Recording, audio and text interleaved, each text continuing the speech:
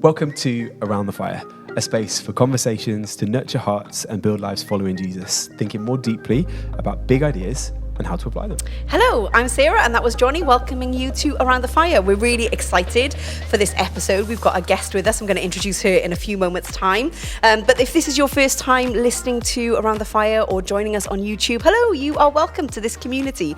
We really love to unpack things, explore things together, have deep conversations, and think about what does it look like to follow Jesus in the days that we're alive. And so if you want to be a part of that community online with us, we'd love you to. If you've got any questions or feedback or ideas, anything you want to ask us or anything you want us to talk about, you can get in touch. podcast@elimlifechurch.co.uk.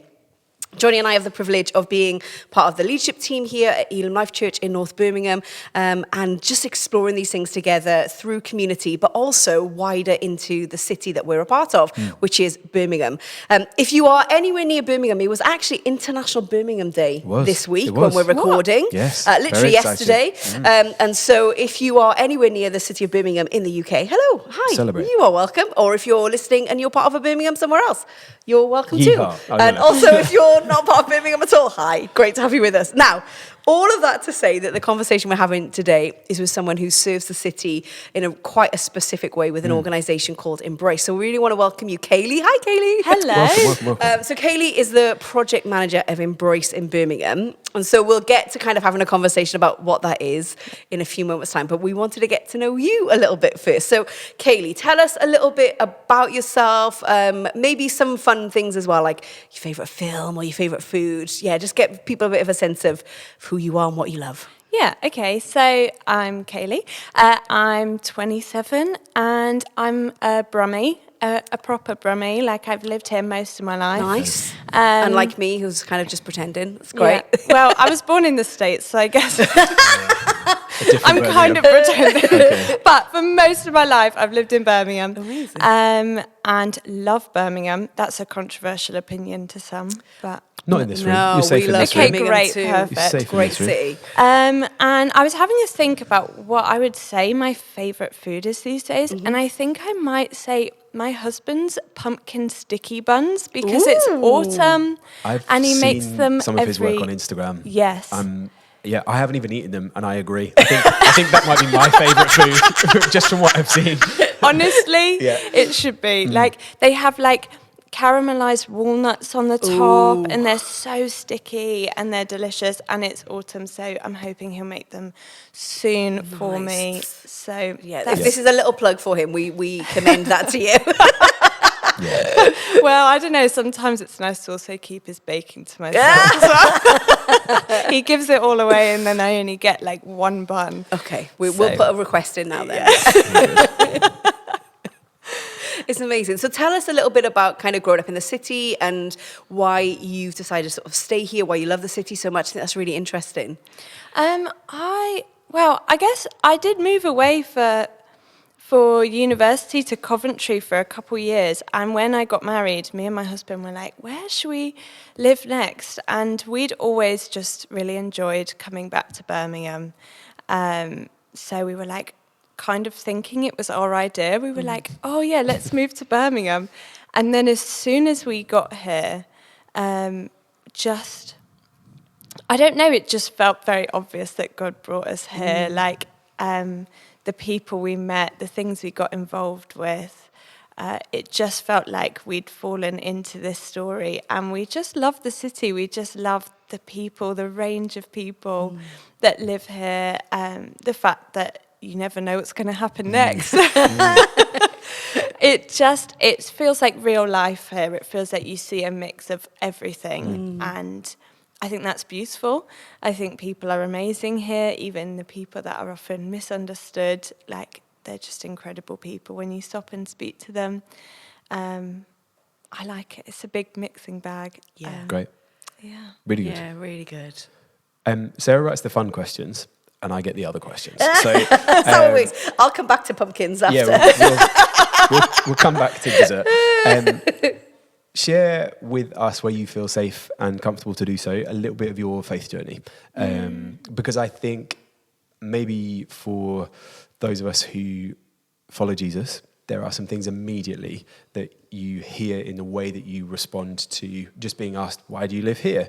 And to be like, well, there's loads of different people doing loads of different things. That's a really exciting opportunity to see humanity in the mix of it and the chaos of it, and just to be present in that. That sounds like Jesus talk, which is not as universal. There are things about that other people find a bit more complicated in their relationship with. So we will get to that, because I wonder if that is a significant part of some of why you do what you do now. But take us back a little bit. Tell us, like, how did you arrive at your just love of people? Does that come from some of your faith journey? What does that look like? Tell us the bits of the story that you feel safe to tell the internet. Forever. Yeah, well, I feel like I am very thankful to have been born into a family where my parents both became passionate about their faith in their like late teens, early 20s. My dad only became a Christian in his early 20s, and they got married young and fast and had kids straight away. And so I was just born into this like vibrant, fun life of faith where everything was kind of new, especially for my dad. And, you know, it felt like they were so excited about living for God and serving God. And so my parents were youth leaders, or my dad was the youth pastor at a couple of churches as I was growing up. And so I was always just with the young people. And I just witnessed God at work all the time. It felt like it was my normal life. My dad was in work over Easter breaks and things, so I was just at church like all day, every day, like, and just saw God do incredible things from, you know, I knew that the Spirit could move in people's hearts before I knew how to read. Like, wow. I just was seeing it every day. And so, you know, when we lived in the States, as I say, when I was born, but God one day just called us to move to Birmingham, and we just kind of left our whole community and everything we'd built there and moved here when I was still quite young. And then, it just starts you off with this knowledge of like, there is a God who calls us to do crazy things, who calls us to step out of our comfort zone, but he'll meet you there and he'll write the most incredible stories. And so I guess I just had that built in me from such a young age that, you know, there was never points where I questioned whether the Spirit could move and cause miraculous things to happen. I saw so many young people come to faith when I was still a kid. Yeah. And so I guess I just have always had this innate sense of God is a God of adventure, and I want to follow that, and I want to live out of my comfort zone. I don't always want to live out of my comfort zone. Sometimes I regret it. There's like our brain and our soul might go, yes, that's what I'm invited into. But the reality of that can be challenging. It's hard. It's hard, but I've always known that's what I want. And I've always known that if we live like that, the stories we'll have are worth any discomfort and fear. Even though the fear is real, the discomfort is real. But I guess. When did I love that, Kaeli? When did so you grew up in this kind of context, this culture of like seeing God doing amazing things, having a sense that God was real and active and about people. Was there a moment there for you, Jesus became real for you, you know, in that sense of, oh no, this is actually what I want to give my life to now as well, sort of beyond what I've been brought up in. Does that make sense? Yeah, it does. And to be honest, I think always, like, I know that's quite an unusual story, I think, but I don't remember ever having like a sense of double life as a teenager. I was at school, I was the kid that was like, sorry, I'm a Christian, like, I'm not gonna join in, like, this is my life. Like, I think there was something about knowing that God is fun, that I love fun and I love adventure.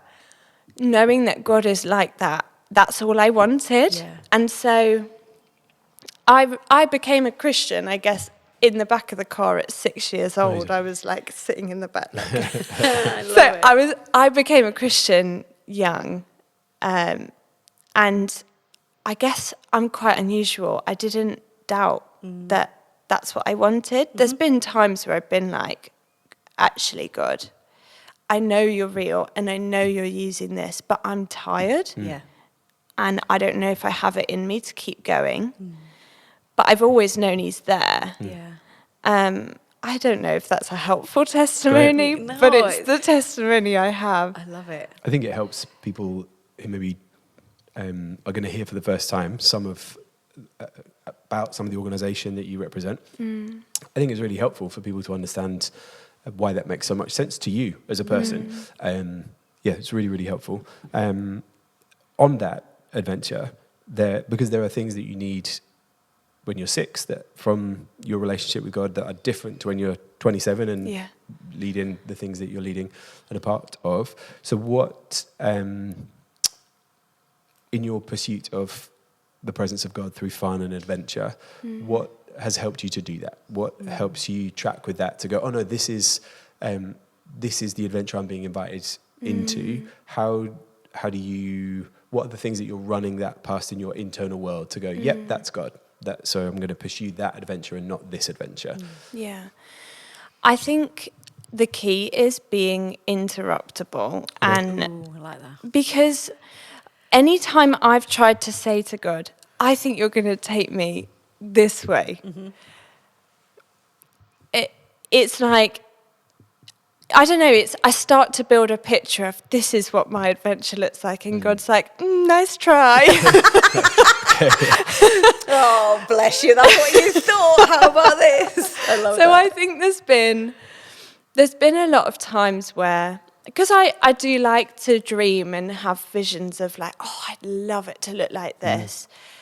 But actually, it's being able to actually at the core of you say to God, because I think this is sometimes one of my frustrations, I guess, with being part of the Western church, where we have so many options available to us. And many of us have grown up, well, not all of us in the Western, but a lot of us have grown up with a lot of options. And so you can pick God's way, or you can also pick all these other great things. And you could build a life with that. But to listen and to genuinely say to God, I actually only want what you have for me. I only want to do your plan A. I don't want plan B. I know you'll use me with plan B, but actually I want plan A. I think that's kind of how I try to live. I certainly don't always get that right, but where I don't get it right, I usually feel like somewhere along the line I get a bit of a, okay, God, I feel like I'm trying to do it my way, and I actually need to recenter and go back to you and take a bit of space to listen to what you're calling me to do. And usually if you're comfortable and you don't feel like you're stretching yourself and you don't feel like it's hard at all, then you maybe have lost track of what God's saying. Because I feel like, maybe that's just my experience, I feel like I'm out of my comfort zone every single day. And so that feels like a sense of, if I'm starting to feel in my comfort zone, then maybe there's a place to stretch out with God in some way. That kind of becomes a bit of a feedback loop for you of like, oh, actually, okay, this is great and I've got a handle on this, but maybe there's going to be a new stretch or a new place or a new kind of way of being that will just keep me kind of close to listening to Jesus as I'm kind of, our theme this year, our big theme this year is walking well. So as you're kind of walking well with Jesus, that listening for him and also listening to your own, I guess, oh, that feels very comfortable. Okay, well, maybe there's something here. Is that a fair reflection? Yeah, I think so. And I think it's probably true also that there are seasons where we might feel comfortable and seasons where that's okay. And there's so much like grace for, maybe there's other things. There's always something though. Life is never perfect. So if we're trying to achieve that, we're going to be disappointed anyway. So yeah, there's different seasons, but I guess it is that being interruptible and saying to God, like, I'm here, like, cool. I want what you have for me. Super helpful. That's amazing. We are here to talk or to listen to you talk about Embrace. Before we do that, not that Embrace isn't fun, but have you got like another you're a fun person, Kaeli's a fun person. This is not my niche. Okay, so Kaeli, if you could travel anywhere on the planet, where is your like must go to place that you have not yet been to? Oh, this is easy. Come on. Hawaii. Why Hawaii?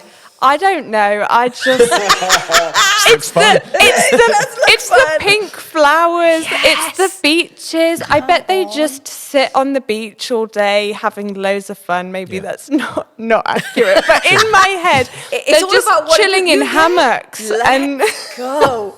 Bit of surfing. yeah, I can't surf, but it looks fun. It does look fun. I don't think right? I'd be good at it, but It'd be fun to try. a bodyboard, I don't know. Maybe I Work can it manage out. that. Yeah, Amazing. amazing. And is there anywhere that you've been already that you were like, oh, that was way better than I was expecting?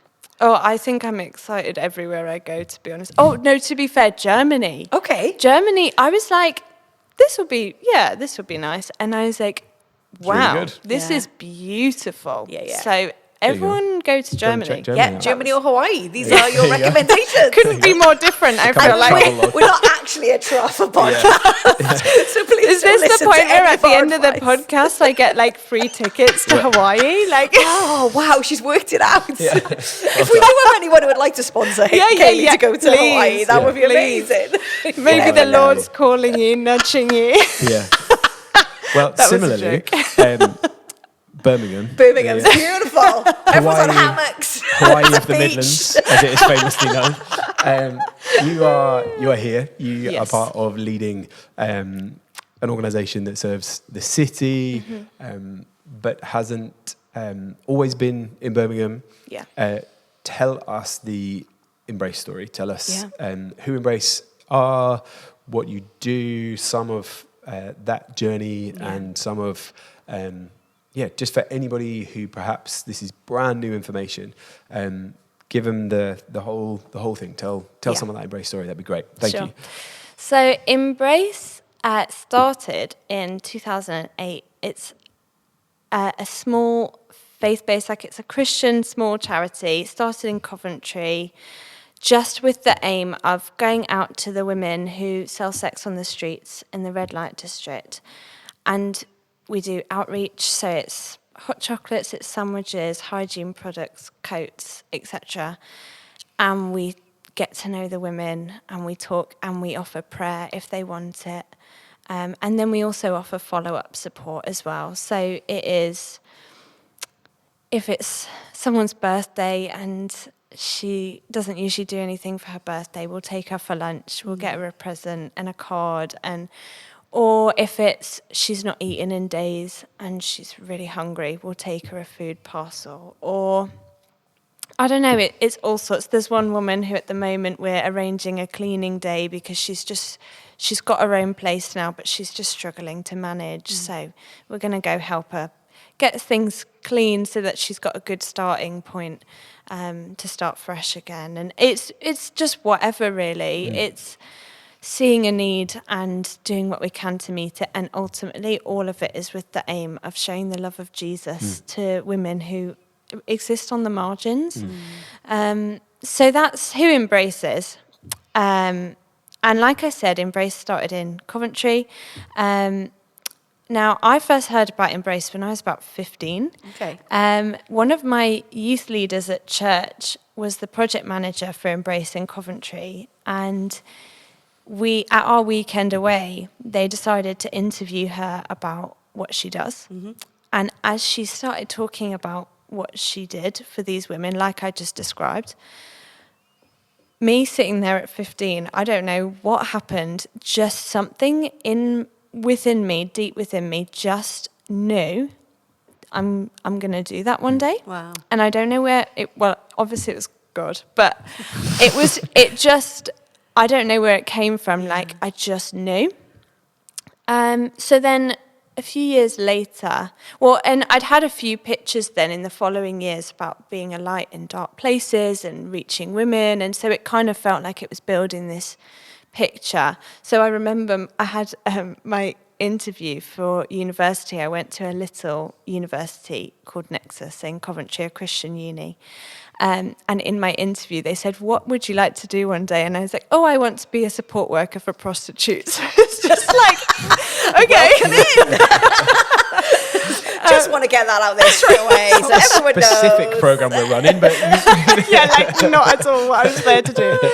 But I just knew. Yeah, shaped you. Yeah, and then in my 3rd year of uni, one of my friends just happened to start working for Embrace. And I was like, that was the same charity that my youth leader worked for. I said, I need to become a volunteer. So I straight away onboarded as a volunteer, and I started doing outreach when I was about 19 or 20 and was so moved by it, loved it so much, just really connected with it, and did it for a few years, and started doing a bit of like 6 hours a week working with Embrace, just a little bit of help in the week as well. And then, as I said, when me and my husband got married, I guess 3.5 years ago, we moved to Birmingham, and I was like finishing up my last few weeks working with Embrace. So everyone signed a goodbye card. Like I was leaving. You had the party at the office. Yeah. It was paper hats are out. Yeah. Well, so then I had these crossover weeks, and over those weeks, I just became more and more like, I guess the word would be burdened by the stories I was hearing, the things I was involved with.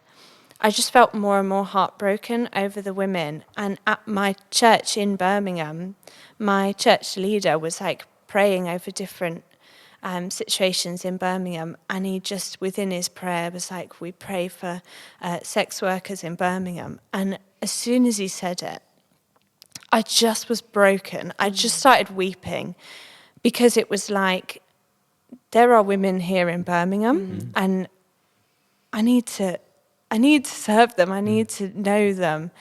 And so my heart just broke for it. So then I started researching, as you would, okay, where can I get involved? And Birmingham is, the second biggest city in the UK. In the UK, is that accurate? Yep. You are. Yeah, correct. Well, according to our latest research, don't come at us, Manchester. We have decided you are correct. So I was like, surely there'll be loads, because in Coventry there's 3 organisations that do outreach. Embrace is the only Christian one, but there's 3. So I thought there'll be like 6. And I could not find a single outreach service for these women, faith-based or otherwise. And I was obviously just absolutely outraged, and was then just on a bit of a mission. So I had a coffee with one of our chairs of trustees for Embrace, and it was kind of meant to be my farewell coffee. And I said, look, Bev, Not quite what you were expecting. I've seen a gap, Yeah. and Embrace needs to be in Birmingham. Wow. And so she said, okay, well, why don't you start working on it? And she basically said, at this point, I'm like 24 years old. I don't really know what I'm doing. But she just said, do your research, make sure there's literally nothing like this happening. And then she says, I want 2 other things. I want £10,000 in the bank before we'll start Embrace, specifically for Embrace Birmingham. And I want confirmation from the local services that this is a gap and that they would benefit from this. So I put together a research report, all this stuff. And then not that long after that, we had a meeting with one of the police crime commissioners for sexual violence against women. And she said, we really, really need an outreach service. And then around the same time, someone just had a brief conversation with Bev about us thinking about expanding to Birmingham, and without them knowing anything, they just popped £10,000 in the bank for Birmingham Embrace. So then I was like, oh shoot, This might actually now we have happen to now. do this. I have to move from outrage to action. What? So then it was like, okay, it's go time. And so we started doing these practice outreaches, and as we started speaking to the women, they were like, we really, really need this. There's no one here for us, and we really need help. And And so my heart just broke, but I still was just so overwhelmed. And so there was this crazy day where I was cleaning my flat, and I don't know, I was just going around doing all sorts of jobs, and I looked down, and the stone from my engagement ring was missing. And I started to freak out, obviously. At this point, I'd only had it for like a year and a half. I was like, oh man, wow, this is not good. So I was like searching everywhere, and I was just like crawling around on my knees, and just like ripping things out of it. Like, I don't know, I was just going crazy. And I texted my husband. I was like, I'm so sorry. I don't know what to do. I still love you. It doesn't look like it right It's not a statement. And he walked in at the end of his work day, and he just knew where to look. He just like walked in. He opened the washing machine, and he like peered in, and he like lifted up the lip. And it was just sitting there. Wow. The stone was just sitting in the lip of the washing machine. I guess it filters stuff out or something. And he just, I don't know, I guess God really knew we couldn't afford a new diamond. And he found it. And he like tried to make this joke of like, he went on one knee and he like proposed to me with it again. And he thought I would be like laughing, jumping, celebrating. And I just started to weep. And I wept and I wept, and I like sat on the ground and I was crying, and he was like, what is going on? And I was like, this is how God feels about the women. Very good. These women are so precious, and I can tell you that because I know them and I love them. They are so precious, but they are hidden. And they are marginalised, and people judge them and see them a certain way that's not true. It's, you know, they're so misunderstood, but God sees them, and God is searching for them diligently, and he will not give up. And he was sharing that with me so that I could do the same. And I was like, you know the song Rescue by Lauren Daigle? I was like listening to that on repeat. Like, I was just crying. He could not get me to stop crying for a long time. He's like, I found the diamond.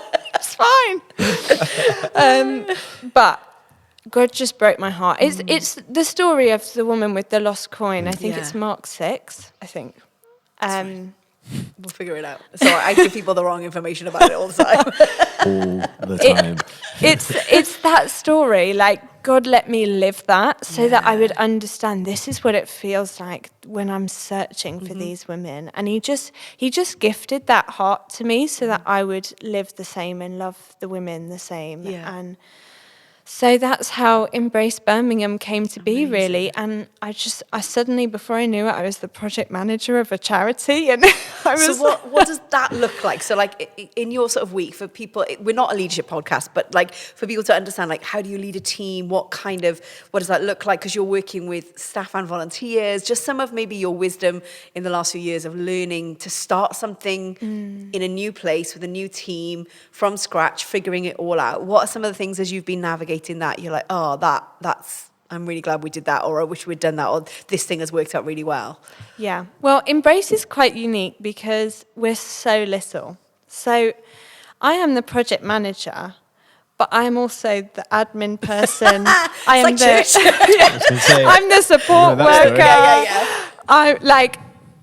I'm the only staff member for Embrace in Birmingham at this stage, because we're still a baby charity here. We've got we've got 3 staff now in Coventry, and I'm the only one in Birmingham. And we've been going in Coventry for like 18 years. We've only got 3 staff. So we're small. And then we've got trustees, and then we've got a great team of volunteers. So it has been a steep learning curve, honestly. Like, I couldn't have prepared for that. I don't have a background in social work. Like, I was doing youth work before this. So there's been a lot to learn. I think it's taken a lot for me to learn how to give your whole self, but also not burn out, is like because I'm never going to show up at work and be like, I'm just saving this part of me for when I get home because I don't want to feel too deeply. I don't want to get hurt by these people that I'm supporting. Like, it's easy to start leaving some of yourself at home, but Almost like a self-protection yeah, thing, preservation thing. Yeah. But like, Jesus didn't do that. Jesus didn't like, oh, I'll just save some of me for, my best mates, just for John. Like, John's the only... The one whom Jesus loved. We know. Yeah. No, like, he just poured himself. He protected it. He took himself away when he needed it. Yeah. He spent time with his Father. But when he was with people, he was all in. And that's what I've been learning, how to do that with healthy boundaries that don't look like leaving yourself at home, but look like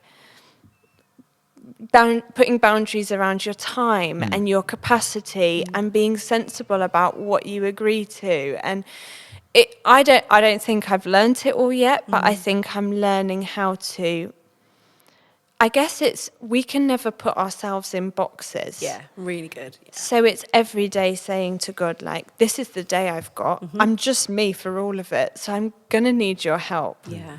Every part of this day, whether I'm sending emails or whether I'm, having a meeting with another service that doesn't have any sort of faith base and they don't really understand why I do things the way I do, or whether I'm out with a woman and she's really struggling with her mental health and she can't see a way out. Like, any part of my day, I need to rely on God. And whenever I don't, I start to burn out and I feel exhausted.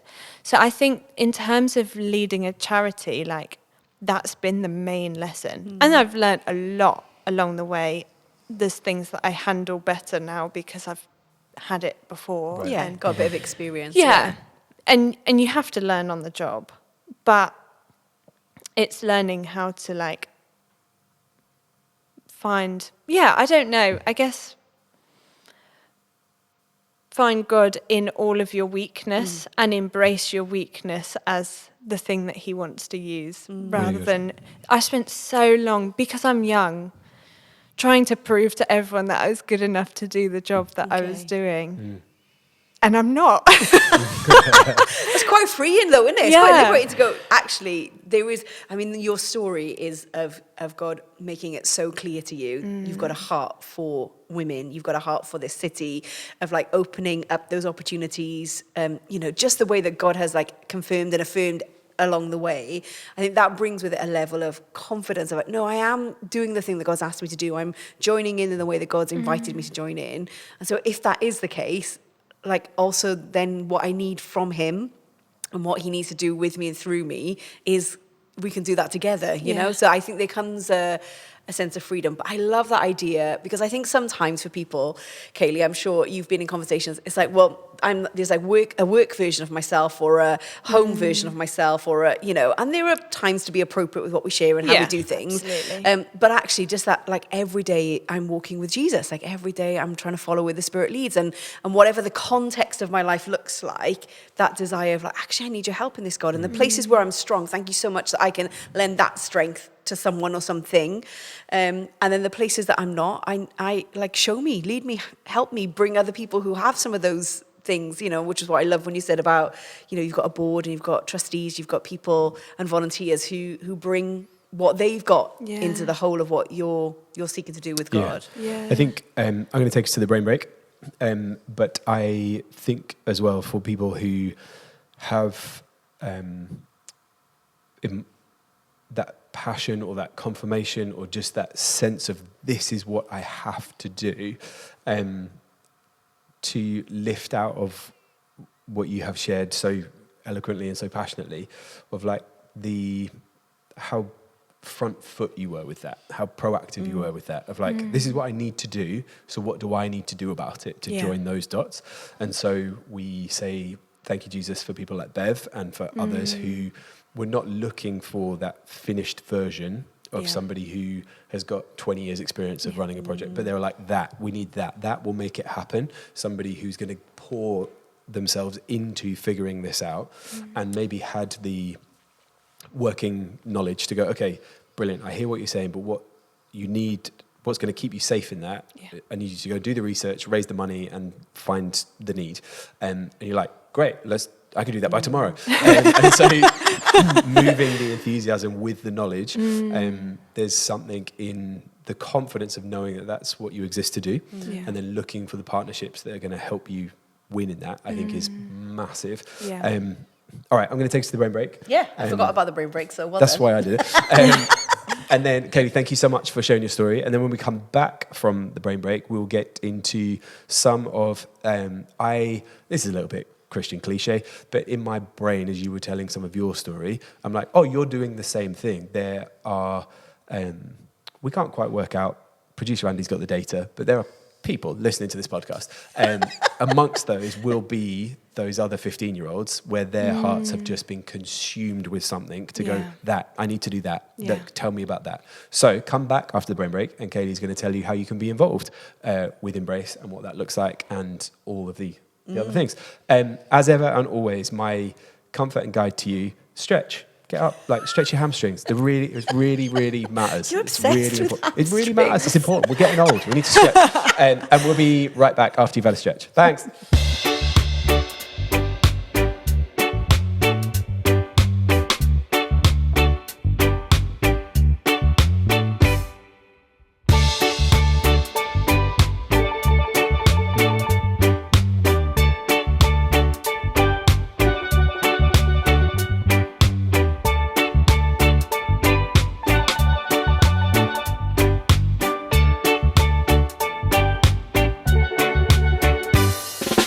Welcome back. I hope you made a coffee, obviously attended to your rotator cuffs, whatever else you need to do. That goes without saying, that's just a given. We are joined by Kaeli from Embrace, and we are just a little bit captivated by her brilliance and her story, and we haven't tried to burgle Kaeli in as a way to introduce the necessity of looking after everybody in the city. We believe deeply. We have been doing our best to figure out our partnership with Embrace for a while. And so this, I hope, will be the start of an ongoing conversation that we will have, and hopefully we'll have you back in the future and all of that fun stuff. But I think it would be really, really helpful for people, for you to share with us some of the practicalities, and also where you feel it is appropriate and safeguarding appropriate. Maybe share with people who perhaps haven't been on a volunteer team, or perhaps haven't been out to meet women who are working on the street, or maybe have no frame of reference for what do you mean you're giving people hot chocolate on the street? Why would that be helpful? If you could fill in some of those gaps for people who maybe this is brand new information for, and then just some of the practical ways that people, whatever their level of awareness, could partner with the organisation, could carry awareness, can contribute with their time or with their money or with their advocacy, or just whatever would be helpful from your organisation, really. Yeah. Okay, so in terms of giving a bit of background, the women that we support, firstly, they are incredibly strong women, incredibly strong and wonderful, wonderful women. And I've already said it, I genuinely love them and love to support them. And each woman is so different. And this is not a big box. I might sound like I'm generalizing a little bit, but know that when I share this, it's because I know them as individuals. And so I've seen patterns. So I'm not just making big statistical judgments. From what I have observed, and like I say, I did this in Cov for a long time and now in Birmingham. So over the past 8 years or so, the patterns I've seen is that the women we support are born into often incredibly challenging situations. And so we're not working with people who turned 18 and decided they wanted to sell sex on the streets. We are talking about women who were born into homes where they were mistreated, neglected, abused from childhood often, or if not from childhood, from a very young age. often there was exploitation really early on in their lives. Often it's created patterns of harmful relationships. It's created mental health difficulties, multi-layered traumas. And like, honestly, the stories I hear from the women shock me so much. No matter how many I've heard. Like, they should be on the news, like, as in the things that have happened to these women should be on the news because they're so crazy. But because the women are stigmatized, people don't know or hear or take notice of the sorts of situations that they're living in. And so what I would really recommend is everyone read a book. It's not a Christian book. It wasn't written by a Christian, and therefore there is some language and, you know, just a disclaimer. It's called Poor by Catriona O'Sullivan. And it's actually, for me, it's written by someone who was born into the kinds of situations that the women we support are born into. And she tells her whole story. And she actually has managed to escape from the kind of multi-layered disadvantage that she was living under. But it's the best way to try and visualize what these women are often born into. And I think that's really important to understand, because by the time we meet them, usually by the time we meet them, they're in their mid to late 30s and they've been through so much trauma and their mental health is so difficult because of the trauma. And so somewhere along the line, they started using substances to cope. It's a coping mechanism. And that's often that's what means they end up selling sex on the streets, because they have to fund their addiction. And people will say that sometimes with a level of judgment. I've heard people be like, oh, these people are just out on the streets to fund an addiction. That's not that's not, so therefore they don't deserve our compassion.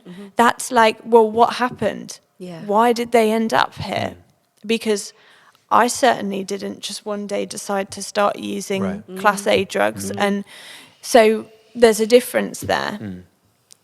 And so I guess it starts to bring into focus the fact that these are daughters of God and he loves them and he sees what they've been through. And that's why we need to be out there loving these women. I mean, there are women that we have supported for a couple of years and we have seen them go through so many difficult things, assault and violence and abuse and, I don't know, health difficulties and homelessness. A lot of the women are in periods of homelessness all the time. But God just keeps bringing us to them at the exact moment when they're in crisis. Like one time we were just going to drop off an Easter egg to someone and we found her fleeing violence. And we're able to support her to get her to somewhere safe. Like God just brings us into these women's paths on the days they really need help. Not because they need us, because they need him. And so, I don't know, I guess that's just, I just really want people to understand that. And that these women haven't chosen this lifestyle. They've had they might have had some choices. Obviously, everyone has choices. But the choices available to them are so limited. And it's heartbreaking. And once you know these women, they make you laugh. You like, I don't know, you build connections with them. You see them on their good days and their bad days. These are real women. I think that's really important, isn't it? Sometimes people have an idea of what that is, but they're actual human beings, you know, with real hopes and dreams and stories and aspirations and difficulties and challenges that shape who they are. And I think we hear your heart for that, Kaeli, of like, please don't please come with an openness or a curiosity about them as Yeah. human beings, about them and their stories, to try and come, I would imagine, to try and come for people who perhaps want to connect and find out a little bit more, to come with a bit of a non-judgmental, to be a non-judgmental presence. In some of the things that I'm involved in, I'm training in spiritual direction, and one of the things that we bring is a non-judgmental presence, so anyone can say anything, and we're not there to bring a judgment, but we're there to help them encounter Jesus. And I think it sounds similar to kind of what you're saying, of to come with a sense of, actually, we don't have a right to judge, and we don't know where they've been and what stories and the things that have happened to them. So to come and to treat each person as a human being and as an individual, I think is really important. And you've explained that so well. And so when you're kind of trying to support, I love what you said about God just like allowing you to be in their path at the right time. You have a team of volunteers, don't you, that do outreach work. What? Because I've got an idea of what I think outreach work is, but tell us a little bit about that, because that sounds such a beautiful thing to offer. So we go out on like Wednesday nights, we go out and we drive around and we give hot chocolates and we give sandwiches. And whenever we see someone standing on the side of the road, often we know them, but often we don't as well. It feels like we meet new women every time we go out. And the practical support is really, it's obviously helpful in itself, but it's also a starting point for relationship. So we know the women's names, and that's really important to me. Like, if we've met them before, we probably know their name. And so to be able to pull up in, a place where realistically it feels very heavy, it feels very dark when we go on outreach. But I'll make up a name. Say we pull up and we get out the car and we're like, "Oh, Sally, like, it is so good to see you. How are you doing? Have you found a house yet? Is that something we can help with? Or you asked us to pray for your mum. Have you heard anything about how she's doing recently?" To know them and to spend some time with them. And something that I've seen is where in other situations I might feel awkward offering prayer. When we're on outreach, if I say, "And can we pray with you for anything?" Sometimes the women say no. Other times the women say, "Oh yeah, when you get back in the car, can you pray for this?" But often a woman will just be like, "Oh yeah, please, can you pray with me for this thing?" And last night on outreach, the woman said, "Oh, I've never really prayed before. I don't really know how to do this." I said, "Oh, don't worry. We'll just pray for you. And then you know how to do it for future reference." I love it. Great. And so as we were praying, the other volunteer I was with was going, "Oh, yes, Jesus, yes, Jesus." And so the woman, as we were praying, was going, "Yes, Jesus, yes, Jesus." And it was just the most precious moment. And there was another time on outreach where there was 3 of us as the team that had got out and of the car. So yeah, we pull up and like a few of us will get out and serve each woman that we see. But there were 3 women out on the street and 3 volunteers. And we were just supporting them, whatever. And then one of the women was like, "Oh, and please, can we pray today?" So I said, "Yeah, of course." And so they all held each other's hands straight away. So then the 6 of us were holding hands in a circle in the middle of the red light district in Birmingham. And we were praying for them.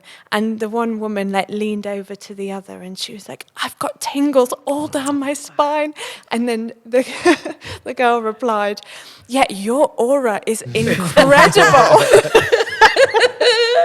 And it's just, there's just something so beautiful about, sometimes Very real. it feels dark, it feels heavy. We run into emergency situations and we might have to adapt and work out what's going on. And that's not every time. But like, we're there for the hard stuff, but also we're there for these beautiful, almost childlike faith moments, where like one time I prayed for someone was like feeling like there was this heavy spirit over them, and so I prayed, and then I checked in next time I saw her and she was like, "Oh yeah, ever since you prayed that's gone." And I was like, "Oh really?"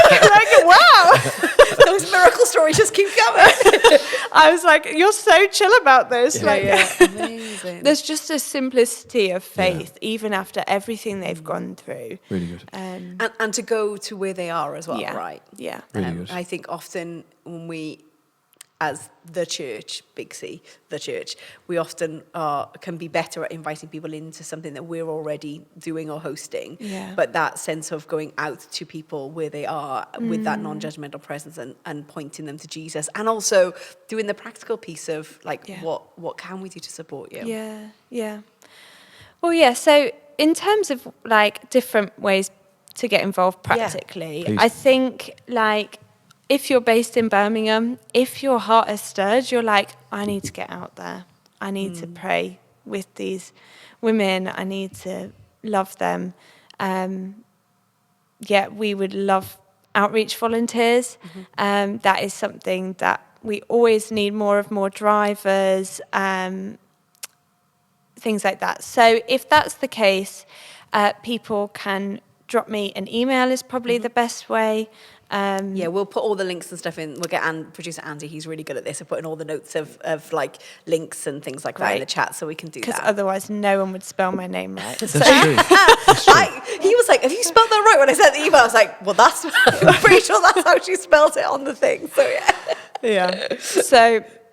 Good. People We'll can put all send that. an email. Yeah. If you're not based in Birmingham, or if you don't have capacity right now, or if it's just not for you, because it's not everyone is called to come on outreach with us, and that's fine. I won't hold it against you. There's other ways you can get involved. So if you want to give, like giving, obviously we don't run without it. We're a charity. And because we're faith-based, there's a lot of grants we don't apply for because we want to remain faith-based. So we really rely on support. So if you want to give, the best way is probably to head to the website, and then there's a page that says give. And on that, there's an option to set up a standing order or to do a one-off gift, and we would really appreciate that a lot. And the other way you can get involved is to pray for us. We need prayer. We really, really need prayer. Otherwise, we're stepping into dark places. We need the Spirit of God to go before us and with us. We've got a prayer WhatsApp group that you could join. It's only admins can send messages, so it's not just getting bombarded 24/7. But it is a really helpful way of hearing some like anonymized stories of specific women and specific situations that we're coming across, so you can pray more specifically into things that are going on a week-to-week basis at Embrace. So the link to that WhatsApp group we can put in the show notes. Amazing. But also if you want to advocate for us, if you know of people that work in different services, or don't go to this church, or if there's spaces where you can advocate and spread the word, because we're still new in Birmingham, so a lot of people don't know we're here. So that is really appreciated as well. And we can go to conferences and have a table, or we can do whatever. Just for people, we will put all these links in, but I know some people, as you are doing this in real time, if you go to embrace-uk.org, then there's loads of links and opportunities and bits and pieces there. So if in real time, if you are like, I'm going to forget because I'm listening while I'm washing up, or I don't know, whatever else you're doing. Stretching your hamstrings. Yeah, please. Everybody, stretch is important. Embrace-uk.org, and then you can find all that there. If you are not going to have the time, or you're not going to remember to go and check the show notes or the links and the whatever else, then people can do that in real time. Yeah, amazing. So, Kaeli, we're going to get you to pray to kind of bring our podcast to a close in a few moments' time. But just before we do that, one of the questions we love to ask people is just you've told us some beautiful stories, but what are you seeing God doing at the moment? What's kind of bubbling up for you, and what's encouraging you? Yeah. I would say at the moment, it's a mix. There's things that are encouraging, and it's actually felt like quite a difficult season as well. but we know that God's on the move within that. So like the life expectancy for the women we support is about 47. Wow. And so over the years I've been doing this, there's been a lot of women that have died, and women that I've known and loved. And recently one of the women that we support was killed, and that was actually all over the news and stuff. So that's been really difficult. And yet God is on the move, and it feels more urgent to join in with what he's doing. As we've been processing and grieving, God has also been raising up in us an urgency to pray in these spaces and to go in his power and in his name. So I've been really,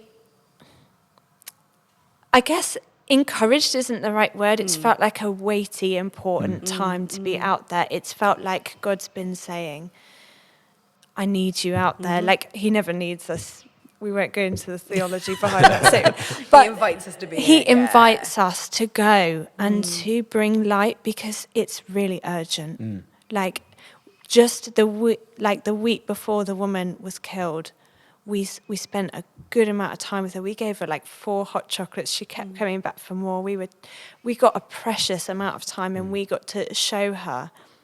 Like, when we found her, she was going, I was just looking for you everywhere. Like, she knew that we were people who loved her. Yeah. And they need that. They need to know there's someone who sees them and loves them and knows them. And that someone is God. So it feels like an important time. And I think that applies in all different spheres, that it feels dark at the moment. I think it feels like there's a lot going on. It feels like where the Spirit has felt more at work, the darkness has also felt quite heavy. And so it feels like it's an important time that we as the church are seeing people and loving them and bringing Jesus to them and believing in God's power to actually shift things and bring them into new life and to do the miraculous. We know he can do it, and it feels clear right now that that's what we're being called to join in with. Brilliant.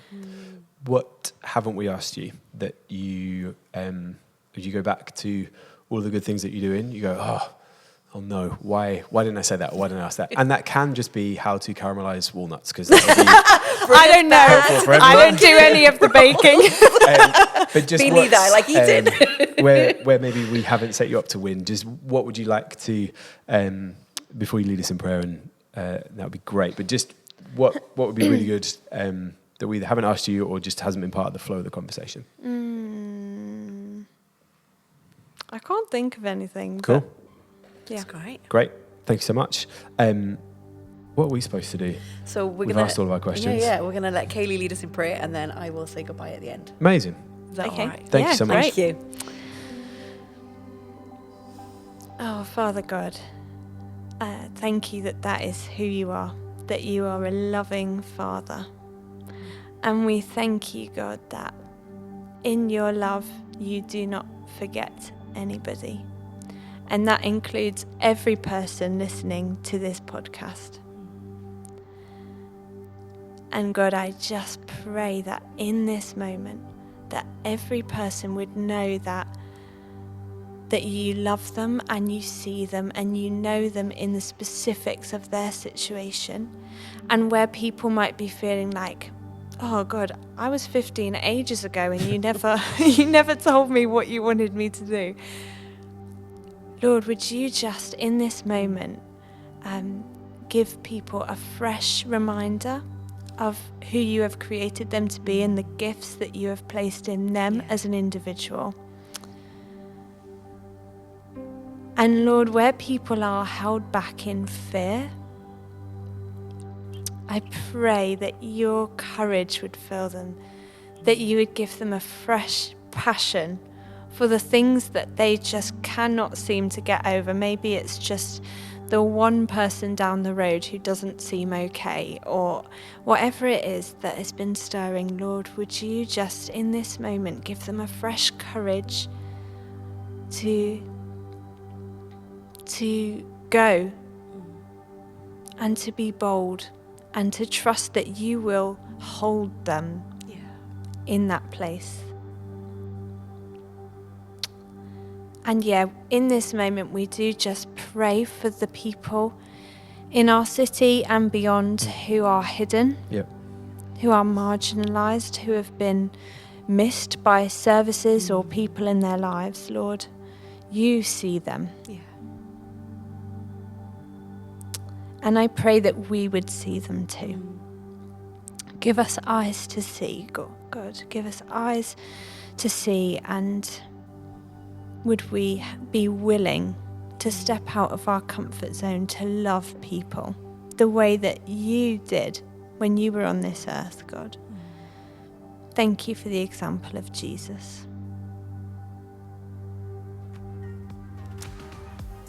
Amen. Amen.